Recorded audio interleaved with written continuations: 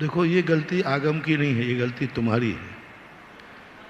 हमारे आगम के अनुसार एक वेदी पर एक ही भगवान का, एक म्यान में दो तलवारें और एक सिंहासन पर दो राजा कभी नहीं बैठते।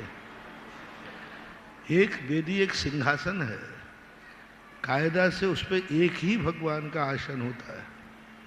आगम के अनुसार 108 प्रतिमाएं जिनालय में होती हैं, लेकिन उनके सबके गर्भगृह अलग अलग होते हैं और उनका सिंहासन अलग अलग होता है।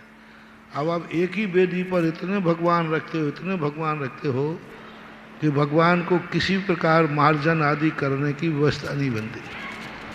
ये मंदिरों में अधिक मूर्तियों की परंपरा आगम सम्मत नहीं है।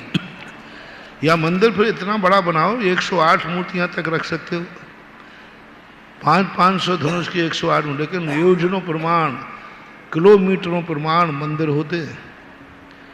अनेक मूर्तियां जो मंदिरों में रखने की परंपरा आ रही है, एक वेदी के ऊपर बाजार से गए 2000, 5000, 10,000 की मूर्ति लाए, प्रतिष्ठा कराई और बैठा दिया। कुछ भी पुण्य लगने वाला नहीं है इससे। उस मूर्ति का अभिनय कितना हो रहा है, उस मूर्ति का दर्शन कौन कर रहा है। यदि मूर्ति में, एक वेदी में अपन 25 मूर्तियां रख दें, आप ही लोग बताओ, मूल नायक के अलावा और मूर्तियों के कितने लोग दर्शन करते हैं।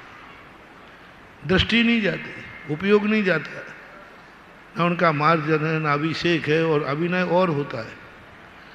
तो आगम तो एक ही कहता है कि एक वेदी पर अच्छे, एक बड़े भगवान अच्छे बैठना चाहिए, और अलग से बैठाला है तो उनको सिंहासन, व्यवस्था, अभिषेक आदि अभिनय ना हो, इन सब का ध्यान आपको रखना चाहिए, कमेटियों को रखना चाहिए, मूर्ति बैठालने वालों को रखना चाहिए कि हमारी मूर्ति बैठाल रहा हूँ, इसका क्या विनय होगा, क्या विनय होगा, कैसी होगी, ये बैठालते समय बैठालने वालों को ध्यान रखना।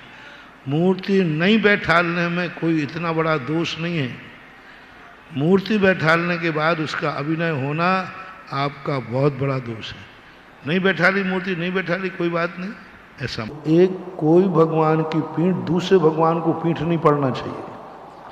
आप आगे मूर्ति बैठालते हो, वह पीठ दूसरे भगवान के पीछे पड़ रही है। अब भगवान की पीठ भगवान के लिए बहुत अशुभ है, उन मूल नायक का सारा अतिशय खत्म कर देगी, सारा अतिशय खत्म कर देगी। भगवान के पीछे भगवान को बैठालना ये परंपरा ठीक नहीं है, और पीठ भी पड़ रही है। कभी बैठालना है तो इतने ऊंचे बैठा लो कि मूल नायक भगवान ऊंचे करो, और वो इतने नीचे रहे कि वो कमल तक ही पहुँचे। कायदा से भगवान का चिन्ह भी नहीं ढकना चाहिए आगे वाली मूर्ति से, ये ध्यान रखें।